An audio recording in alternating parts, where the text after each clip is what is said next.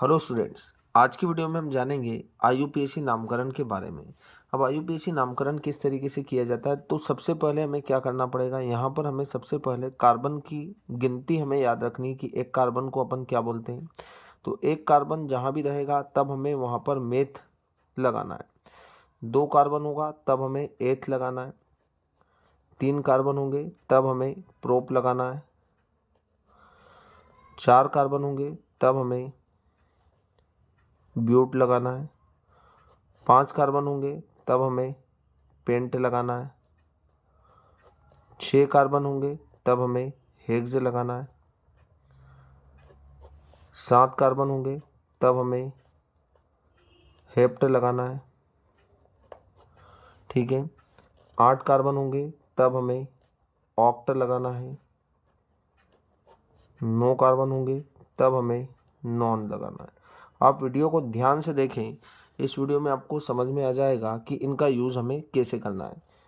10 carbon होंगे तब आपको यहाँ पर डेक लगाना है। ये आपका क्या होगा, उपसर्ग होगा, है ना। उपसर्ग मतलब जो पहले लगते हैं ना, इनका यूज़ हम कैसे करेंगे वो आपको समझ में आ जाएगा। तो 1 कार्बन के लिए आपको मेथ लगाना है, 2 के लिए एथ लगाना है, इसी तरीके से यहाँ पर नंबरिंग। ठीक है। जब भी कार्बन और कार्बन के बीच में सिंगल बॉन्ड होगा, मतलब यहाँ पर एकल बंध होगा, तब आपको क्या लगाना है, यहाँ पर एन लगाना है। एन प्रत्यय का यूज़ हमें करना है ना। प्रत्यय मतलब बाद में लगते। तो यहाँ पर कार्बन और कार्बन के बीच में जब एकल बंध होगा तब आपको एन लगाना है। कार्बन और कार्बन के बीच में जब डबल बंध होगा तब आपको इन लगाना है। और कार्बन और कार्बन के बीच में 3 बंध होंगे तो आपको यहाँ पर आइन का यूज़ करना है ना। अब हमें पता होना चाहिए कि कार्बन, मैं यहाँ पर एक नोट करके पॉइंट बना रहा हूँ कि कार्बन हमेशा कितने बंध बनाएगा। तो कार्बन हमेशा 4 बंध बनाता है। कार्बन हमेशा 4 बंध बनाता है। अपना अष्टक पूर्ण करने के लिए कार्बन हमेशा कितने बंध बनाता है, 4 बंध बनाता है। तो ये हमें पता होना चाहिए कि कार्बन 4 से ज़्यादा बंध नहीं बना सकता है, केवल 4 ही बंध बनाएगा। अब जैसे हमारे पास एक कार्बन है, एक कार्बन, और यहाँ पर हमने कार्बन के साथ 4 हाइड्रोजन को जोड़ दिया, है ना। हाइड्रोजन हमेशा कितना बंध बनाएगा, हाइड्रोजन हमेशा एक ही बंध बनाता है। देखो यहाँ पर कार्बन एक है और एक कार्बन है, तब हमें क्या लगाना है, यहाँ पर मेथ लगाना है। तो एक कार्बन के लिए हमने लगाया मेथ। और कार्बन यहाँ पर आपको सभी एकल बंध दिख रहे हैं, और एकल बंध के लिए आपको एन लगाना है, यहाँ पर आपको दिख ही रहा है। तो ये क्या नाम होगा इसका, एन, मेथेन। इसका पूरा नाम जो हो जाएगा वो हो जाएगा मेथेन। इसी तरीके से यहाँ पर हम ले लें 2 कार्बन, 2 कार्बन ले लेते हैं अपन। यहाँ पर दोनों कार्बन को आपने एकल बंध के द्वारा जोड़ा है, और यहाँ पर बाकी जो कार्बन की संयोजकता है वो हाइड्रोजन से आप संतुष्ट कर रहे हैं। तो कार्बन हमेशा 4 बंध बनाता है, तो देखो एक बंध तो बना ही लिया है, 3 आप यहाँ पर हाइड्रोजन और जोड़ देंगे, और 3 हाइड्रोजन जोड़ देंगे तो ये कार्बन के 4 बंध पूरे हो चुके हैं। इस कार्बन की बात हम करें तो यहाँ पर एक बंध बना है, यहाँ पर भी आप 3 हाइड्रोजन जोड़ रहे हैं, तो इस कार्बन के भी 4 बंध पूरे हो गए। पर यहाँ पर कार्बन कितने दिख रहे हैं आपको, 2 कार्बन दिख रहे हैं, है ना। तो 2 कार्बन के लिए आप क्या लगाएंगे, यहाँ पर एथ। फिर से यहाँ पर हम बात करें तो कार्बन और कार्बन के बीच में आपको सिंगल बंध या एकल बंध दिख रहा है, तब आपको एन लगाना है। तो क्या नाम होगा इसका, एथेन। इसका पूरा नाम जो होगा वो एथेन होगा। चलो तीसरा हम यहाँ पर देखते हैं। अब कार्बन और कार्बन के बीच मैंने 3 बंध लगाए, कार्बन और कार्बन के बीच में यहाँ पर 3 बंध लगाए। कार्बन हमेशा 4 बंध बनाता है, तो इस कार्बन ने 3 बंध तो बना ही लिए, तो आपने यहाँ पर एक हाइड्रोजन और जोड़ दिया। इस कार्बन ने भी 3 बंध बना लिए, तो आपने एक हाइड्रोजन और जोड़ दिया। इस कार्बन के भी 4 बंध पूरे हो रहे, इस कार्बन के भी 4 पूरे हो रहे। तो यहाँ पर देखो कार्बन कितने हैं, 2 है, 2 कार्बन है, तब आप लगाएंगे एथ। तो यहाँ पर हमने लगाया एथ, है ना। उपसर्ग का यूज़ आपको जो पहले किया जाता है, शब्दों के पहले जो यूज़ करते हैं उसे उपसर्ग बोलते हैं, और शब्दों के बाद में जो यूज़ करते हैं उसे प्रत्यय बोलते हैं। तो यहाँ पर हमारे पास 2 कार्बन है, तो हमने यहाँ पर एथ उपसर्ग लगाया। अब आपको यहाँ पर 3 बंध दिख रहे हैं कार्बन और कार्बन के बीच में, तब आपको आइन प्रत्यय का यूज़ करना है। तो इसका नाम होगा एथाइन। क्या होगा इसका नाम, एथाइन। ठीक है। चलो तो चौथा अब हम यहाँ पर चौथा यौगिक जो लेते हैं वो कार्बन हमारे पास अब है 5 कार्बन है ना, और 5 कार्बन है, और यहाँ पर हमारे पास इस वाले कार्बन पर डबल बंध लगा हुआ है। बाकी जगह पर आपको हाइड्रोजन जोड़ देना है। कार्बन 4 बंध बनाता है तो एक बंधा ऑलरेडी बना रखा है इसने, तो यहाँ पर आपको 3 हाइड्रोजन अपनी तरफ से लगा देना है। इस वाले कार्बन ने 1 और 1 दो बंध बनाए तो आपने यहाँ पर 2 हाइड्रोजन और जोड़ देंगे, 1 2, तो यहाँ पर भी आपको 1 हाइड्रोजन 2 हाइड्रोजन और जोड़ देने। इस वाले कार्बन ने 1 2 3, तो आपको यहाँ पर 1 हाइड्रोजन और जोड़ देना, 1 2 3 4। इस कार्बन के 4 बंध पूरे हो चुके हैं। इस कार्बन की लास्ट वाला कार्बन है ना। वैसे हम नंबरिंग वहाँ से करते हैं, जब भी आपको नामकरण करना है तो इसको आपको प्रायिकता देना है, मतलब जहाँ पर आपको डबल बंध पास में पड़ रहा नंबरिंग आपको उधर से करना है, 1 2 3 4 5 है ना। यहाँ पर आपको 1 हाइड्रोजन और जोड़ना है और 1 हाइड्रोजन इधर जोड़ देंगे, तो इस कार्बन के भी 4 बंध पूरे हो जाएंगे। क्लियर है। अब आपको जब नामकरण करना है तो नंबरिंग किधर से करेंगे, इधर से करेंगे, तो 1 2 3 और 4 पर, मतलब चौथे नंबर पर आ रहा है डबल बंध, और इधर से नंबरिंग करेंगे तो 1 1 पर ही आ रहा है डबल बंध, तो आपको जिधर से डबल बंध पास पड़ रहा नंबरिंग उधर से करना है। चलो, तो कार्बन कितना, 1 2 3 4 5, 5 कार्बन है, तब आपको क्या लगाना है, यहाँ पर पेंट का यूज़ करना है। तो हम यहाँ पर लगा रहे पेंट, और यहाँ पर डबल बंध है पहले कार्बन पर है, तो आपको 1 करना है, और डबल बंध आ रहा है, और डबल बंध के लिए हम क्या लगाते हैं, इन लगाते हैं, तो यहाँ पर आ जाएगा पेंट 1 इन। तो इस यौगिक का जो नाम होगा वो होगा पेंट 1 इन। तो इस तरीके से हमें नामकरण करना है। ठीक है, आपको समझ में आ चुका होगा। एक और हम यौगिक यहाँ पर ले लेते हैं। जैसे यहाँ पर कार्बन हमारे पास है, और कार्बन हमारे पास है 3, और यहाँ पर हमारे पास 3 बंध है, तो यहाँ पर कितना हाइड्रोजन जोड़ेंगे आप, 1 हाइड्रोजन जोड़ेंगे, क्योंकि इस कार्बन के 4 बंध पूरे हो चुके हैं। अब इस बीच वाला जो कार्बन है इसके 1 2 3 और 4, इसके तो 4 पूरे हैं, तो आपको यहाँ पर कोई हाइड्रोजन नहीं लगाना है। इस कार्बन की हम बात करें तो एक बंध बनाया, तो यहाँ पर आप 3 हाइड्रोजन अपनी तरफ से जोड़ देंगे। चलो, कार्बन कितने दिख रहे हैं हमें यहाँ पर, कार्बन 3 दिख रहे हैं, 1 2 3 है ना। इधर से ट्रिपल बंध जो है वो पास में पड़ रहा है, पहले नंबर पर आ रहा है, और इधर से दूसरे पर आ रहा है, तो आपको इधर से नंबरिंग करना है। कार्बन यहाँ पर 3 है, 3 कार्बन के लिए आप लगाएंगे क्या यहाँ पर, प्रोप, तो यहाँ पर हम लिखेंगे प्रोप। अब ट्रिपल बंध आ रहा है, किस पर आ रहा है, 1 नंबर पर आ रहा है ना, 1 2 और 3, तो 1 पर क्या आ जाएगा, आइन, क्योंकि ट्रिपल बंध के लिए अपन आइन का यूज़ करते हैं, तो ये हो जाएगा प्रोप 1 आइन। तो आपको इस तरीके से नामकरण करना है। चलो, अब कुछ हम चक्रीय यौगिकों का नामकरण भी कर लेते हैं। तो अगले पेज पर हम देखते हैं चक्रीय यौगिकों का नामकरण। अब चक्रीय यौगिक किस तरीके से बनाते हैं, यहाँ पर हम लिख सकते हैं चक्रीय यौगिकों का नामकरण। अब चक्रीय यौगिकों का नामकरण किस तरीके से करना हमको, देखो मैंने यहाँ पर एक कार्बन लगाया, एक कार्बन यहाँ लगाया, एक कार्बन यहाँ लगाया, और एक कार्बन यहाँ लगाया, सभी को मैंने यहाँ से एकल बंध के द्वारा जोड़ा। कार्बन 4 बंध बनाता है, देखो इस कार्बन ने कितने बंध बनाए, 1 2, तो यहाँ पर आपने 2 हाइड्रोजन अपनी तरफ से लगा दिए। इस कार्बन ने कितने बंध बनाए, 1 2, तो आपने यहाँ पर भी 2 हाइड्रोजन अपनी तरफ से लगा दिए, 1 2 3 4 है ना। अब अपनी तरफ से ये हाइड्रोजन क्यों लगा रहे, क्योंकि कार्बन 4 बंध बनाता है, इसने 2 ही बंध बनाए, तो 2 बंध हम हमारी तरफ से बना रहे हाइड्रोजन के साथ, 1 2 3 और ये 4। अब आपको ये जो यौगिक दिख रहा है यहाँ पर चारों कार्बन जो है वो एक बंध दिख रहे, चक्र में दिख रहे है ना, तो इसे हम क्या बोलेंगे, जब भी आपको इसका नामकरण करना है तो अब आपको साइक्लो उपसर्ग का प्रयोग करना है। तो यहाँ लगाना आपको साइक्लो। कार्बन 1 2 3 4, 4 कार्बन के लिए आपको क्या लगाना, अभी हमने देखा है कि 4 कार्बन के लिए आप ब्यूट का प्रयोग करते हैं, और जब भी सिंगल बॉन्ड होगा तब हम एन लगाएंगे। तो 4 कार्बन है यहाँ पर, तो 4 कार्बन है, तो 1 2 3 और 4, 4 कार्बन है, तो हम ये लगाएंगे ब्यूट, और सभी कार्बन के बीच में एकल बंध है तब हम एन लगाएंगे, तो ये हो जाएगा ब्यूटेन। तो इसका नाम क्या होगा, साइक्लोब्यूटेन।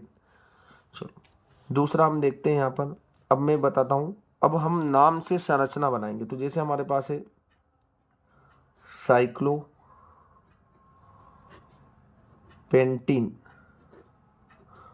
चलो अब इसको कैसे बनाएंगे हम, तो देखो साइक्लो मतलब ये चक्र में होगा, ऐसे 5 कार्बन होंगे क्योंकि यहाँ पर लगा पेंट, और इन लगा है मतलब यहाँ पर डबल बंध है।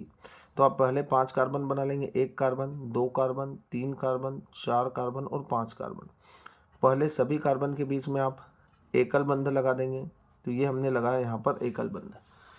अब इस कार्बन ने कितने बंध बनाए, 1 2, तो आपने यहाँ पर 2 हाइड्रोजन और जोड़ दिए जिससे कि कार्बन के 4 बंध पूरे हो जाए। 1 2, यहाँ पर 1 और 2 हाइड्रोजन हमने जोड़ दिए। इन लगा है मतलब आपको कहीं पर भी एक जगह पर डबल बॉन्ड लगाना है ना। द्विबंध जब हम लगाएंगे तो मैं यहाँ पर द्विबंध लगा रहा हूँ जिससे यहाँ पर 2 बंध होगा, जिससे कि हम इन का यूज़ कर रहे हैं।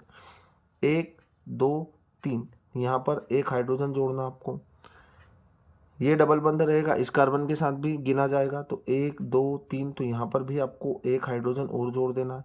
1 2, यहाँ पर 2 हाइड्रोजन आपको अपनी तरफ से जोड़ना है। तो ये जो संरचना होगी वो होगी साइक्लोपेंटीन की। चलो ऐसे ही हमें बनाना है, मान लो साइक्लोप्रोपेन।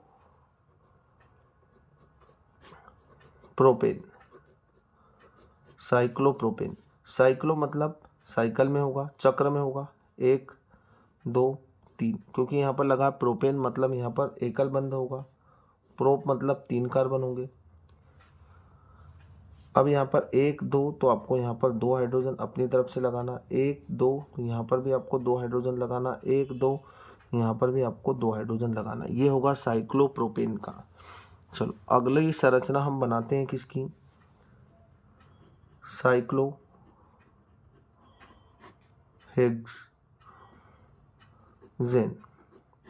साइक्लोहेक्सेन, अब ये साइक्लोहेक्सेन है, साइक्लो मतलब चक्र में होगा, हेक्स मतलब 6 कार्बन है, और एन मतलब एकल बंध होगा। तो आपको पहले 6 कार्बन बना देने,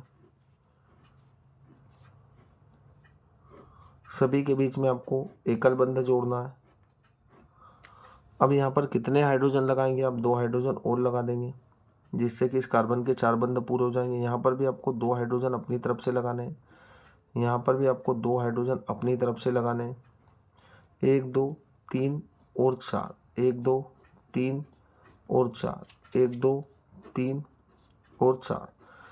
तो इसका नाम क्या होगा, साइक्लोहेक्सेन होगा, क्योंकि यहाँ पर 6 कार्बन है पूरे चक्र में। यहाँ पर देखो आपको ये श्रृंखला कहीं से खुली हुई नहीं है, तो इसे हम चक्र बोलते हैं। और चक्र के लिए अब क्या लगाते हैं, साइक्लो का उपयोग करते हैं। तो आपको साइक्लो उपसर्ग लगाना है ना। तो इस तरीके से चक्रीय यौगिकों का नामकरण किया जाता है ना।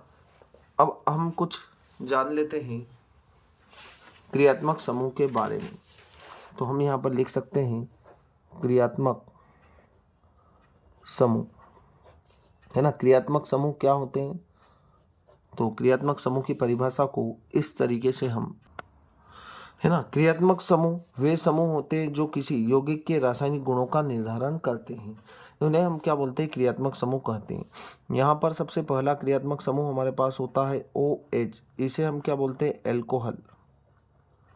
इसका उपयोग किस तरीके से करना वो तो हम देखेंगे। यहाँ पर दूसरा क्रियात्मक समूह होता है COH, इसे हम बोलते हैं क्या, एल्डिहाइड।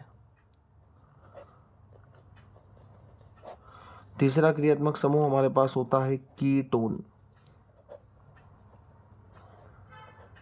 चौथा क्रियात्मक समूह हमारे पास होता है क्या, कार्बोक्सिलिक अम्ल। कार्बोक्सिलिक अम्ल। तो ये आपके पास 4 क्रियात्मक समूह हैं जो कि आपकी कक्षा 10वीं के लिए बहुत ही इम्पोर्टेंट होते हैं। अब जब एल्कोहल होगा तब आपको प्रत्यय क्या लगाना है ना। इनका उपयोग किस तरीके से करेंगे ये आपको अभी समझ में आ जाएगा जब हम इनका नामकरण करेंगे। एल्कोहल के लिए आपको आल सब प्रत्यय का यूज़ करना है ना। आखिरी में क्या लगाएंगे, ऑल। एल्डिहाइड के लिए आप अल लगाएंगे, और कीटोन के लिए आप ओन प्रत्यय का यूज़ आप करेंगे, ठीक है। कार्बोक्सिलिक अम्ल के लिए आप ओइक अम्ल प्रत्यय का उपयोग करेंगे, है ना। और यदि Cl हुआ तब आपको लगाना है क्या, क्लोरो। Br होगा तब हमें लगाना है ब्रोमो। आई होगा तब हम लगाएंगे आयोडो। चलो अब इनके बारे में हम जान लेते हैं, इनका उपयोग किस तरीके से करना है। तो ये इधर जो है ये क्या है, एक बंध है। ये बंध क्या है, कार्बन श्रृंखला से जुड़ा है। आप कीटोन समूह को देखें तो कीटोन समूह में दोनों तरफ क्या है, कार्बन श्रृंखला जुड़ी हुई है। बाकी सभी जो है, बाकी सभी समूह क्या है, कार्बन श्रृंखला के अंत में जुड़े हुए हैं। सिर्फ कीटोन जो समूह है उसमें दोनों तरफ क्या होगा, इस ग्रुप के, इस समूह के दोनों तरफ कार्बन श्रृंखला जुड़ी हुई रहेगी। सबसे पहला हम यौगिक बनाते हैं, यहाँ पर कार्बन है, उस कार्बन से हमने 3 हाइड्रोजन को जोड़ा। अब आप 4 हाइड्रोजन को नहीं जोड़ सकते क्योंकि आपको एक जगह खाली रखना पड़ेगी, क्योंकि यहाँ पर हमें क्रियात्मक समूह जोड़ना है। तो हमने यहाँ पर जोड़ा O और H। क्या जोड़ा, OH। OH मतलब एल्कोहल। यहाँ पर आपको एक कार्बन दिख रहा है, एक कार्बन के लिए आप लगाएंगे मेथ, है ना। एक कार्बन के लिए मेथ क्यों लगा रहे हैं, क्योंकि हम यहाँ पर ऑलरेडी नाम इनके जान चुके। तो यहाँ पर आएगा मेथ। कार्बन के बीच में यहाँ पर सिंगल बंध है तब आपको N लगाना है, तो मेथेन। और OH ग्रुप के लिए क्या लगाते हैं अपन, ऑल, तो यहाँ पर लगा देंगे ऑल, तो इसका नाम हो जाएगा मेथेनॉल। ठीक है, दूसरा समूह हम बनाते हैं, कार्बन से यहाँ पर हाइड्रोजन है और यहाँ पर हमने जोड़ा कौन सा ग्रुप, कार्बोक्सिलिक समूह। तो यहाँ पर O और यहाँ पर OH। इसका नाम क्या होगा, इसमें हमारे पास 2 कार्बन है, आपको यहाँ पर दिख रहे होंगे ये 2 कार्बन है। 2 कार्बन के लिए हम लगाते हैं एथ। सिंगल बंध है कार्बन कार्बन के बीच में, आपको इस बंध को नहीं देखना है, ये डबल बंध है, बट ये जो द्विबंध है ये कार्बन और ऑक्सीजन के बीच में, आपको कार्बन और कार्बन के बीच का बंध देखना है। तो यहाँ पर एकल बंध है तब आपको क्या लगाना है, एन लगाना है, एथेन। और इसके लिए आपको क्या लगाना है, ओइक अम्ल, क्योंकि ये कार्बोक्सिलिक अम्ल समूह है। तो आपको लगाना है क्या, एथेन ओइक अम्ल। तो एथेन ओइक है ना, वो नोइक अम्ल। ठीक है, एथेनोइक अम्ल इस तरीके से लिखा जाएगा। ठीक है, चलो तीसरा हमारे पास है, जैसे यहाँ पर है CH H H, यहाँ पर है CO C H H H।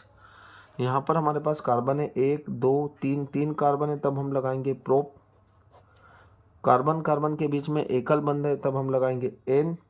और ये जो समूह है, इस समूह को आप कौन सा समूह बोलेंगे, इस समूह को आप बोलते हैं कीटोन। इधर भी कार्बन श्रृंखला है, इधर भी कार्बन श्रृंखला है, दोनों ही तरफ जब कार्बन श्रृंखला है तो कीटोन ग्रुप है। और कीटोन ग्रुप के लिए लास्ट में आप क्या लगाते हैं, ओन लगाते हैं। तो यहाँ पर हो जाएगा ओन, प्रोपेनोन। इस यौगिक का नाम होगा प्रोपेनोन। चलो अगला हम एक और देख लेते हैं एग्जाम्पल्स कुछ। तो चौथे नंबर का हम ले रहे हैं यहाँ पर CH H C H H C H H और यहाँ पर है COH। आप यदि इस समूह के ऊपर फोकस करें तो आपको दिख रहा होगा कि ये हमारा एल्डिहाइड समूह है। हमें कैसे पता चलेगा, हमें इन्हें पहचानने के लिए ये हमें पता होने चाहिए। ये हमें एल्डिहाइड समूह दिख रहा होगा, इधर भी आपको दिख रहा होगा, ये हमारे पास एल्डिहाइड समूह है COH, यहाँ भी COH है। तो ये एल्डिहाइड समूह है और एल्डिहाइड समूह के लिए अल का यूज़ आपको करना है। 1 2 3 और 4, 4 कार्बन है तब हम लगाएंगे यहाँ पर ब्यूट। एकल बंध है तब हम लगाते हैं N, तो ब्यूटेन। और ये जो एल्डिहाइड ग्रुप है या एल्डिहाइड समूह, इसके लिए प्रत्यय आप अल का प्रयोग करते हैं, तो इसका नाम होगा क्या, ब्यूटेनल। आप इसे इस तरीके से भी लिख सकते हो, ब्यूटेनल। ठीक है, ब्यूटेनल या ब्यूटेनल। चलो 5वां नंबर है हमारे पास CH H H C H H। यहाँ पर हम जोड़ रहे हैं क्या, CO और यहाँ पर है OH।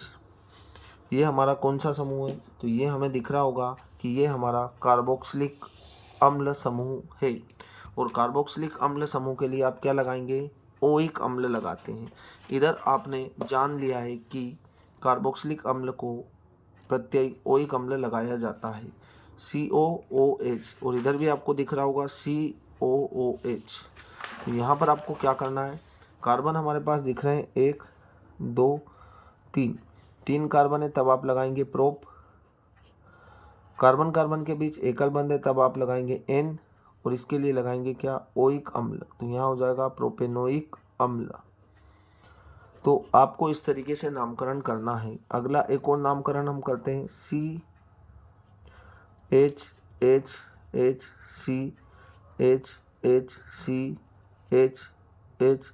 और यहाँ पर हम लगा रहे हैं Br, है ना। Br के लिए अपन क्या लगाते हैं, यहाँ पर Br को अपन बोलते हैं ब्रोमो।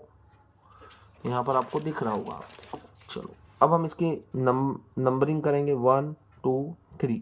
3 कार्बन है पर पहले नंबर के कार्बन पर क्या है, ब्रोमीन है, तो अब आपको लगाना 1 पर क्या है, ब्रोमो।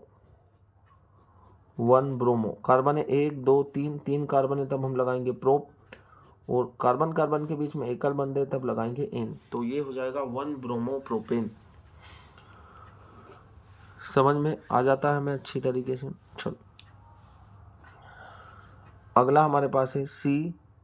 अब हम इसको ऐसा लिख सकते हैं CH3, क्योंकि कार्बन से 3 हाइड्रोजन जुड़े हैं, इस कार्बन से 2 हाइड्रोजन जुड़ा है तो यहाँ पर CH2। फिर इस कार्बन से भी 2 हाइड्रोजन जुड़े तो यहाँ पर आपको लिखना है CH2। यहाँ पर हम जोड़ रहे हैं Cl। अब हमने जोड़ा क्या, Cl, तो इसे क्या बोलेंगे, 1 2 3। 1 क्लोरो, कार्बन 3 है तब हमें लगाना है क्या, प्रोपेन, है ना। इसे बोलेंगे अपन 1 क्लोरोप्रोपेन। इस तरीके से नामकरण करना है। 8वां नाम हम बना रहे हैं CH3COH। ये एल्डिहाइड समूह है, और एल्डिहाइड समूह के लिए आप अल प्रत्यय का यूज करेंगे। कार्बन यहाँ पर 2 है तब आपको लगाना एथ। सिंगल बंध है यहाँ पर, एकल बंध आपको दिख रहा है तो N, और आखिरी में एल्डिहाइड के लिए आप लगा देंगे अल, तो यहाँ हो जाएगा इथेनल। तो इस तरीके से आपको नामकरण करना है। तो नामकरण किस तरीके से करना है, यहाँ पर हमारे पास क्रियात्मक समूह क्या है, वे समूह जो किसी यौगिक की रासायनिक गुणों का निर्धारण करते हैं क्रियात्मक समूह कहलाते हैं। IUPAC नाम आपको किस तरीके से बनाना है, चक्रीय यौगिकों का नामकरण किस तरीके से करना है, वो भी आपको यहाँ पर समझ में आ गया होगा। धन्यवाद।